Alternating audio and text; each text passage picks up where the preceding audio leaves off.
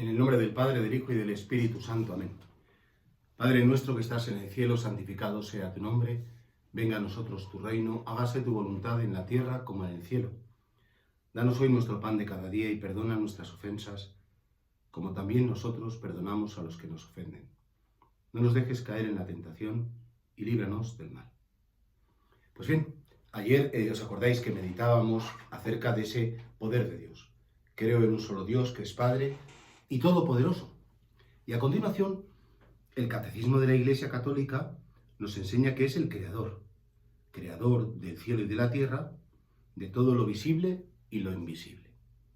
Claro, fijaos, la palabra creación es una palabra muy particular. A veces la utilizamos, abusivamente, en el sentido que decimos, este hombre ha creado esta partitura, o este hombre ha sido el creador de...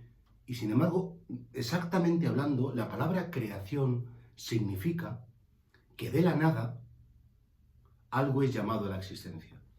Todo lo que existe aquí, pues tiene su origen. Una silla o una mesa tiene su origen en una madera. Esa madera tiene su origen en una semilla, cada vez tiene su origen en un árbol, cada vez tuvo su origen, así iríamos de causa a causa hasta un primer origen.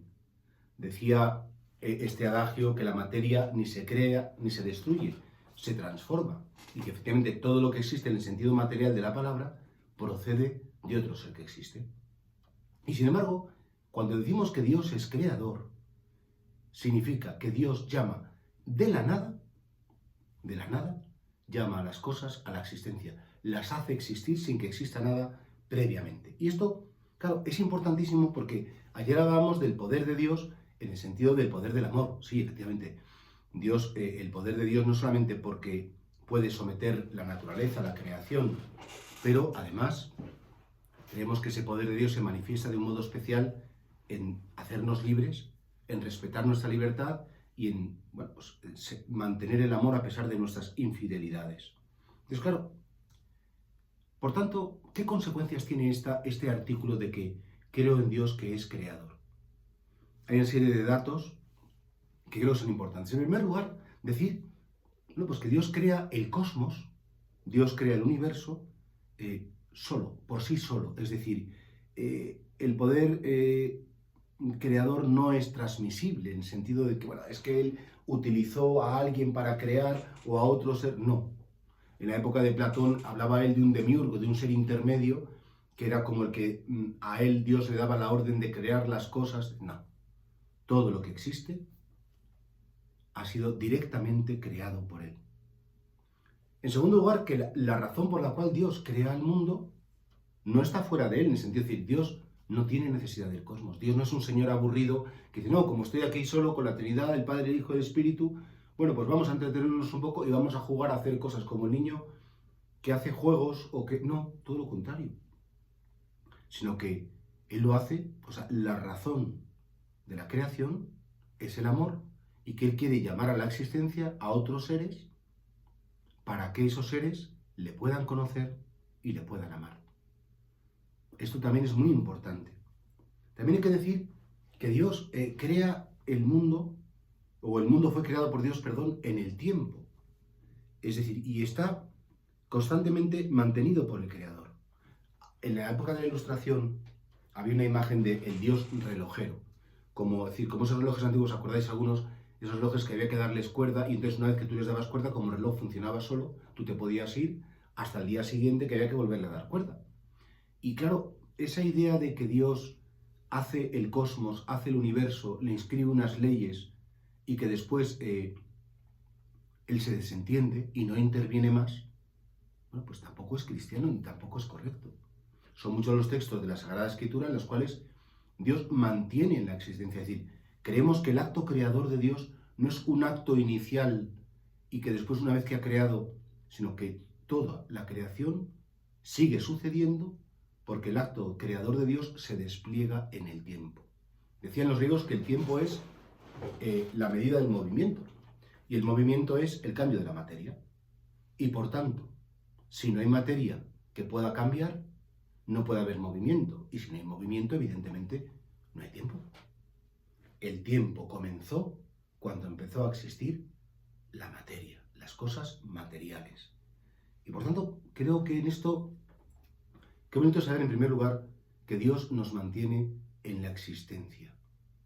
Y que sobre todo, porque como Dios es amor, lo dijimos el otro día al meditar sobre la idea de Dios Padre, la razón por la cual nos llama a la existencia es única y exclusivamente el amor.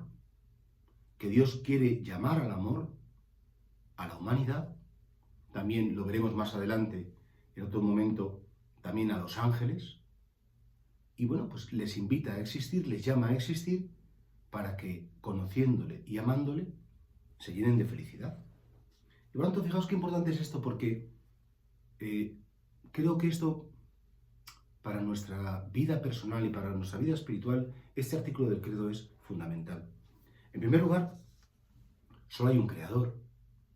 Esa especie como de sincretismo religioso que dice, no, yo creo que da igual ser budista, que da igual ser espiritista o animista, creer en la energía, creer en... No, no da lo mismo. Solo hay un creador del mundo, que es un ser personal, y es el único. Y no hay nadie más, y por tanto conocer al autor del universo, conocer al autor de todo lo que existe, es fundamental. Sobre todo porque él se puede dar a conocer. Y creo que es de las cosas más importantes. En segundo lugar, también fijaos esto que enseña la Iglesia, creador de todo lo visible y lo invisible, va en contra de la afirmación de que solo existe lo material. Esto es como una afirmación pues, muy cientificista en el sentido negativo de la palabra. No, solo existe lo que es contrastable con métodos científicos, lo que se puede medir, lo que se puede pesar, lo que se puede cuantificar. Y dices, no, Dios crea el cosmos, Dios llama a la existencia a seres, y hay seres que no están vinculados a la materia, o hay realidades que no siendo materiales, ni siquiera cerebrales, existen. Claro, hay mucha gente que dice, no, es que el alma es el cerebro. No, no, no, atención. El alma es algo mucho más importante que el cerebro. Lo veremos, si Dios quiere, en la catequesis de mañana, la meditación de mañana, porque claro, veremos, hoy estamos viendo lo que es el creador, mañana veremos lo que son las criaturas, lo que es el ser humano. Y por tanto, claro, afirmar que solo existe lo material es un materialismo que nosotros, claro, pues no podemos estar de acuerdo con él. No, es que el amor es un movimiento cerebral que al final es una expresión del instinto de la conservación de la especie, que es la sexualidad. Dices, no, el amor es un fenómeno mucho más que cerebral. Lo veremos también, ¿no? Y dices, bueno, Señor, yo creo en lo visible y en lo invisible. Porque tú puedes llamar a la existencia lo que a ti te dé la gana, como es lógico, y menudo eres tú. Y por eso, porque creo en un Dios que es así de poderoso y porque ha llamado a la existencia de los seres, pues yo creo en la vida eterna. Porque la muerte, en definitiva, al fin y al cabo es un proceso biológico. Es que mi cuerpo se me estropea, es que mi cuerpo ya no funciona, es que mi cerebro no da más de sí, mi corazón se agota, mis pulmones no respiran más, mis riñones... Pero es que dentro de mí hay una dimensión que no es la puramente corporal. Y porque creemos en un Dios creador de lo visible y de lo invisible, claro que creemos en la vida eterna. Y ya veremos en la resurrección de la carne, cuando llegue ese artículo, también creemos en esta verdad de fe tan importante y tan consoladora. Claro, también hay que decir que no es cristiano esa especie de idea panteísta de que todo se identifica esencialmente con el Creador, de tal manera que el mundo es una emanación que sale de Dios, ¿no? Es como una continuación. Y al final, cuando lleguemos al Nirvana, nos fundiremos con la divinidad y seremos, bueno, que perderemos la propia identidad, no sabemos ni quién seremos, claro, porque al final, como somos una parte de Dios, no somos una parte de Dios. No somos un proceso de energía que tiene su propia conciencia, ahora que está tan de moda la física cuántica. No, no, no, no, soy distinto a Dios. Es verdad que Dios está conmigo, es verdad que Dios me mantiene en el ser, es verdad que Dios, siendo alguien muy cercano, pero yo no soy una parte pequeñita de Dios, minúscula de Dios, todo lo contrario, me quiere por mí mismo. Pues claro, yo creo que esto creo que es muy importante. Y sobre todo, lo más importante de todo es la finalidad de la creación. Saber que fui llamado a la vida. Saber que Él me llamó a la existencia y que eternamente, y cuando digo eternamente quiero decir todo el tiempo que ha existido el cosmos y antes del tiempo. Antes del tiempo. Fijaos que la Biblia empieza del siguiente modo. El capítulo Génesis dice, en el principio Dios creó el cielo y la tierra. En el principio Dios creó el cielo y la tierra. Y por tanto el Génesis afirma que hay un comienzo de las cosas. Hay un comienzo también de lo material y hay un comienzo también de la dimensión espiritual. Creo que esto tiene como un grandísimo valor para descubrir la dignidad del ser humano. La del cristiano es grandísima, pero también la del ser humano, inmensa. ¿Por qué? Porque fijaos que somos la obra de la creación de Dios. Igual que uno ve en el Museo del Prado un cuadro de Velázquez, un cuadro de Goya, y dice, joder, verdaderamente, qué impresionante, con qué delicadeza de las pinceladas, cómo sabe plasmar su situación anímica. Claro, es que de algún modo el autor queda reflejado en su obra. Y claro, por eso Génesis, cuando habla de la creación del hombre, dice, hombre y mujer los creó, a su imagen y semejanza los creó. Y por tanto, de algún modo, saber que hemos sido llamados a la vida por alguien que quiere plasmar su ser, que quiere plasmar su identidad en nosotros. Bueno, del mismo modo que dices, oye, este cuadro como lo ha hecho Goya vale 20 millones de euros, o un cuadro de Picasso, un cuadro de Van Gogh, vale en una subasta en Nueva York, se ha vendido por no sé cuántos cientos o miles de millones. Y dices, bueno, claro, pues siendo un hombre el que ha hecho eso, muy bueno por cierto, ¿cuánto vale una vida humana? Ahora estos días que estamos viendo que si descartan a este porque tiene mucha edad, porque no se puede tratar a la otra persona, bueno, vamos a ver, ¿qué valor económicamente hablando tiene una vida humana? No hay dinero para pagarla. ¿Qué valor emocionalmente hablando o de esfuerzo de una vida humana? No hay forma de mensurarlo porque nada hay más grande en el universo. Nada hay más grande que una vida humana. Decía San Juan de la Cruz, que un solo acto de amor hecho por el hombre, un acto de amor a Dios y de amor a los hermanos, tiene más belleza, tiene más valor, tiene más importancia que todas las minas de oro, que todos los millones de dineros, que todo. Porque del mismo modo, repito, que valoramos una sinfonía porque la ha hecho Beethoven, que valoramos una escultura porque es de la época clásica griega. Valorar al ser humano. Esto nos tiene que llevar a valorar al que tengo al lado y a valorarme a mí mismo, evidentemente. Porque esa dignidad del hombre, pues le viene, pues, efectivamente, de su creador, de su autor, de aquel que de algún modo plasma, reproduce, nos traza con sus rasgos. ¿Con qué rasgos?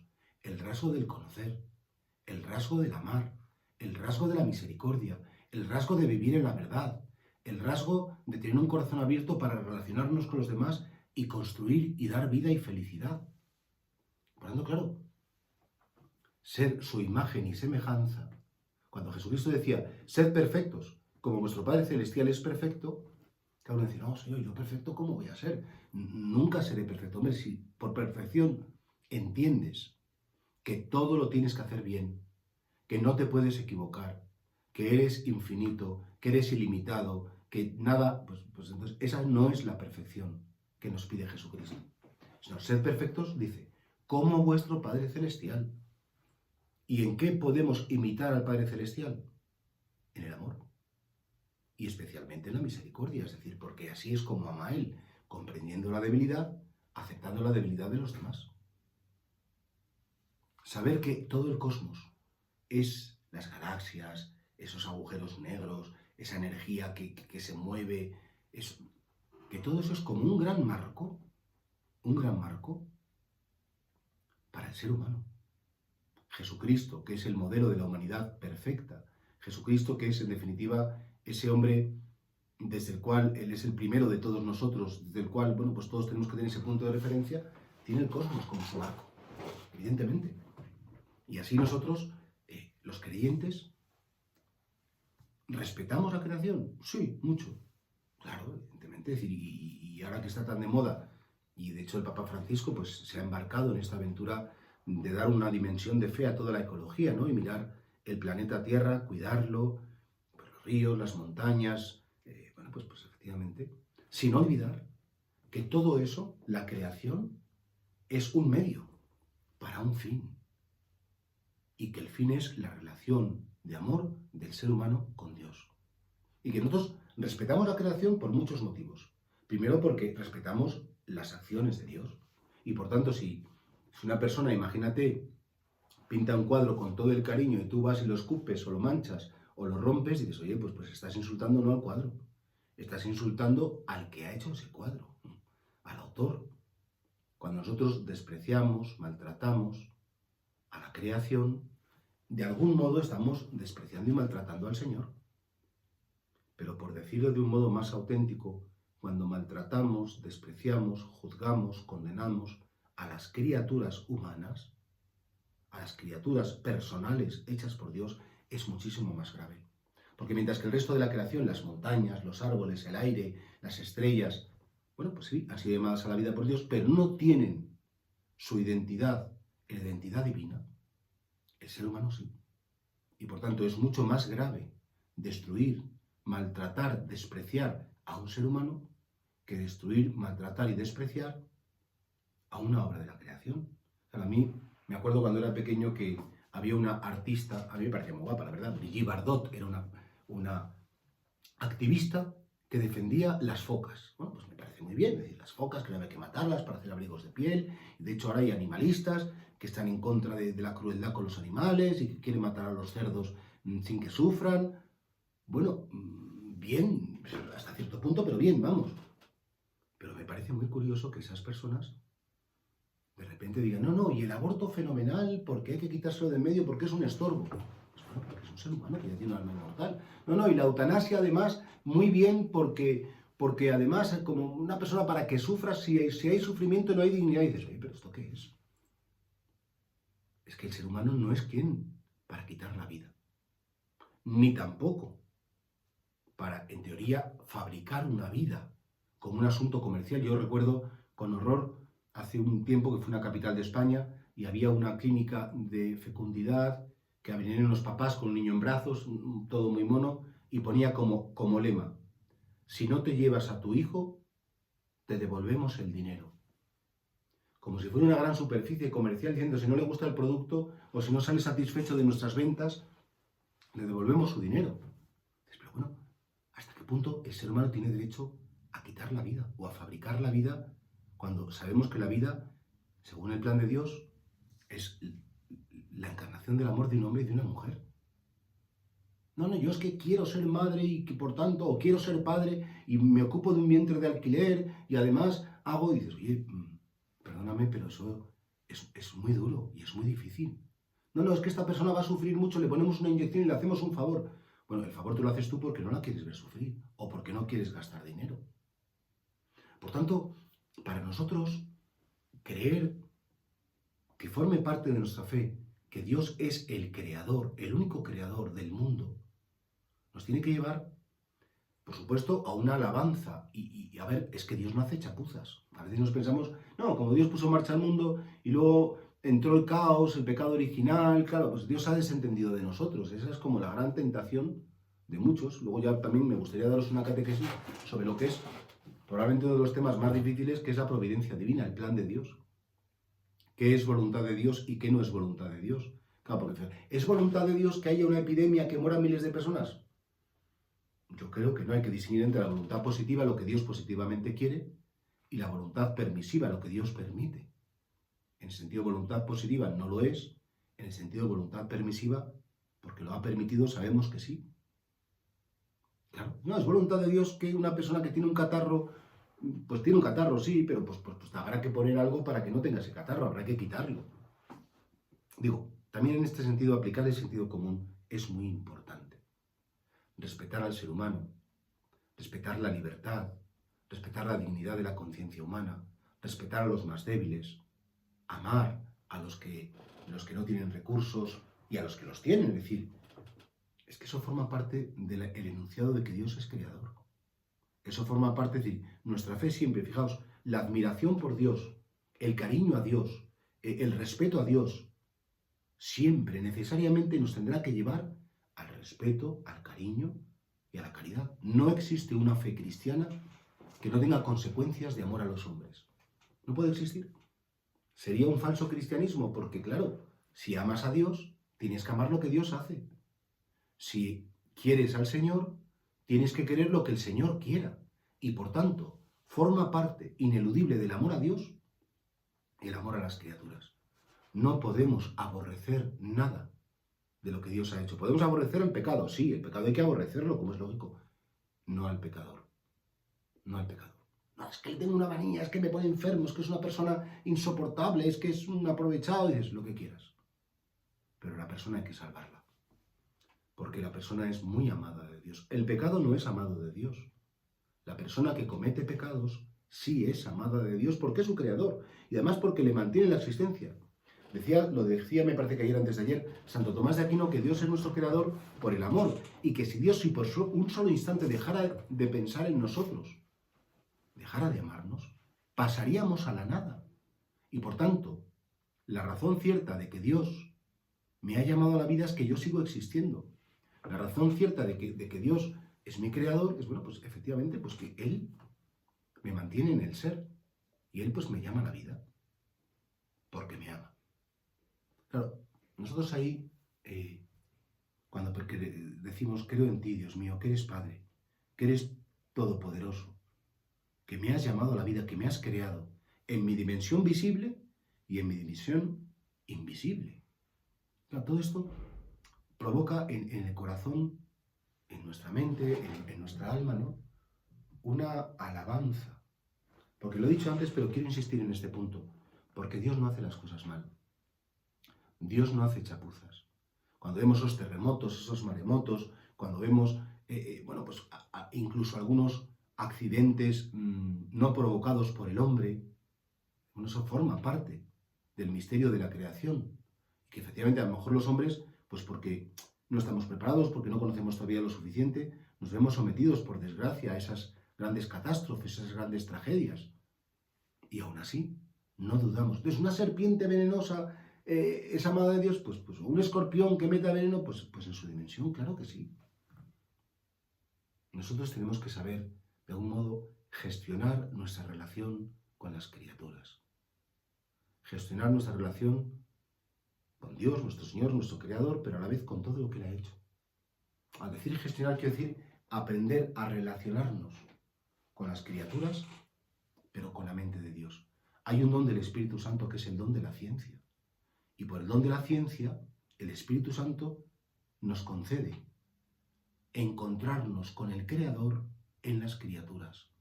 De tal manera que el ser humano se convierte en un templo, en un lugar privilegiado para encontrarnos con Él. Claro, recuerdo pues a San Juan Pablo II cuando sale esos paseos por los montes, o el mismo Benedicto XVI también en sus vacaciones, salía y decían que la naturaleza les ayudaba a alabar al Creador, claro. Pero mucho más que la naturaleza, nos tendría que llevar a alabar al Creador cada criatura humana. Su capacidad de volver a empezar, su capacidad de perdonar, su capacidad de hacer belleza, su capacidad de musical, artística, bueno, tantas cosas, que todo procede de Dios, todo procede del Creador, todo estuvo en la mente divina, todo es conocido por el Señor antes de que existiera. Y todo, repito, todas las criaturas son amadas de Dios. Y por tanto, creo que un cristiano no tiene que caer en eso. Luego ya, que si la evolución, que si Adán y Eva, bueno, todos entendemos que la Biblia no es un libro científico, ni pretende serlo. La Biblia es un libro que habla de lo que sucedió. ¿Cómo sucedió? El cómo crea Dios. Pues evidentemente hay unas teorías, dicen algunos de los creacionistas, no, es literal la Biblia. Dices, hombre, pues mire usted, cada uno que piense lo que quiera, pero yo personalmente, mi entender es que Dios, al decir que crea en 7 días, quiere dar a entender que 7 es la plenitud, es decir, que no crea todo instantáneamente, sino que lo crea sucesivamente. Y que efectivamente hay un momento en el cual, pues esos seres que, digamos, son prehumanos, tienen ya las disposiciones materiales, corporales, cerebrales, para poder ser el instrumento de un alma inmortal, y que cuando Dios decide crear a la primera pareja humana, evidentemente se apoya en una materia que Él ha creado en ese barro de la tierra, a la que, como muy bien dice el Génesis, Él expiró, insufló, sopló una rúa, un espíritu de vida.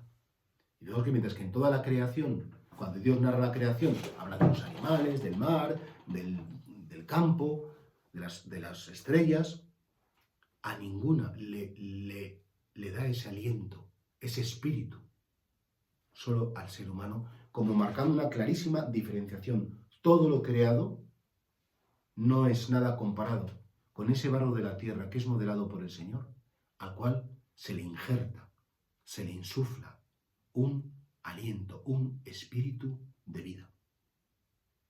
Pero, Señor, ¿por qué me has llamado a la vida? ¿Qué pinto yo aquí? Esa pregunta tan clásica, es decir, creo que es una pregunta que se le ha hecho toda la humanidad y que se han querido dar muchas respuestas. ¿De dónde venimos? ¿Por qué somos humanos? Y de hecho, pues muchos científicos pretenden, no, somos un puro proceso evolutivo. No, es una casualidad que una vez un mono cogió una piedra y entonces la empezó a utilizar para abrir nueces. Todo eso pudo pasar, pero es que eso no explica nuestra identidad humana, no la explica. Nuestra identidad humana procede de un aliento específico de vida que Dios pone en nuestro corazón. Y por eso nosotros llamamos a nuestro Dios mi creador. Tú eres mi creador. Tú me llamaste de la nada, tú me llamaste de la existencia. No sé por qué. No sé, no tengo razones, Señor. Y efectivamente, la fe, por mucho que queramos explicar las consecuencias de la fe siempre tendrá, no lo he dicho antes, pero lo quiero decir, como un velo misterioso. No todo lo podemos comprender. No todas nuestras preguntas ahora tienen respuesta. Pero claro, es como el niño que le pregunta a mamá, ¿cómo funciona el coche? Y entonces la mamá le podría explicar lo que es la combustión de la gasolina para que esto mueva mediante una chispa. Y dices, bueno, bien, el niño no va a entender nada. El niño dice, mira, hijo, funciona porque hay una cosa. Entonces se lo explica con palabras sencillitas. Porque, bueno, pues tiene una fuerza interior y esa fuerza empuja. Pues como hace la Biblia. La Biblia no pretende hacer, repito, un discurso científico del origen de la vida. Sí, lo explica, pues como un niño pequeño le explicaría las cosas, porque, hombre, a lo mejor nos creemos que somos muy listos, pero pensad que este mensaje se reveló hace muchos miles de años y que este mensaje es para los intelectuales, para los no intelectuales, para la gente más culta, menos culta, es para todos. Y creo que eso es lo bonito de la Biblia, que la Biblia es un libro que todo el mundo de cualquier tipo de condición lo puede hacer suyo y comprender el núcleo del mensaje. Y así la Sagrada Escritura está tan llena, sobre todo en el Antiguo Testamento, de salmos, de himnos, que hacen referencia a alabad al Señor, todas sus criaturas. De hecho, el cántico de Daniel, sol y luna bendecida al Señor, astros del cielo bendecida al Señor, criaturas del Señor bendecida al Señor, ensalzando con himnos por los siglos, porque es muy propio de la espiritualidad cristiana bendecir al Señor por la creación. De hecho, San Francisco de Asís, este santo tan querido, tan cercano, tan entrañable, ¿no? Hizo ese himno que ha servido para el título del Laudato Si, omnipotente, altísimo, bondadoso Señor, tuya es la alabanza, la gloria y el honor, alabado seas mi Señor por la hermana tierra, por la hermana agua, por el hermano sol, por la hermana luna. Es decir, San Francisco en la creación tiene la excusa perfecta, el espacio perfecto para bendecir al Señor. Claro, Dios mío, qué grande eres. Si los autores son conocidos por sus obras, Dios puede ser conocido por la creación, puede ser alabado por la creación, puede ser ensalzado por la creación. Y esto es un dato para un cristiano importantísimo. Creo en un Dios que llamó a las cosas a la existencia, que es el único creador, es el único que puede dar sentido al cosmos, sentido al universo, sentido a la vida humana. Ese es el Dios que me ama. Ese es el Dios con el que yo puedo hacer comunión. Ese es el Dios a quien le importo. Ese es el Dios a quien quiero conocer y cuyo conocimiento voy a encontrar en Jesucristo. Que no solamente es mi Salvador, Él es camino y Él es verdad. No solamente es vida en el sentido que me da la vida sobrenatural, sino que Jesucristo es para mí esa verdad más profunda sobre la razón y el sentido de todo lo que existe. Dios te salve María, llena eres de gracia, el Señor es contigo. Bendita tú eres entre todas las mujeres y bendito es el fruto de tu vientre Jesús. Santa María, Madre de Dios, ruega por nosotros pecadores, ahora y en la hora de nuestra muerte. Amén.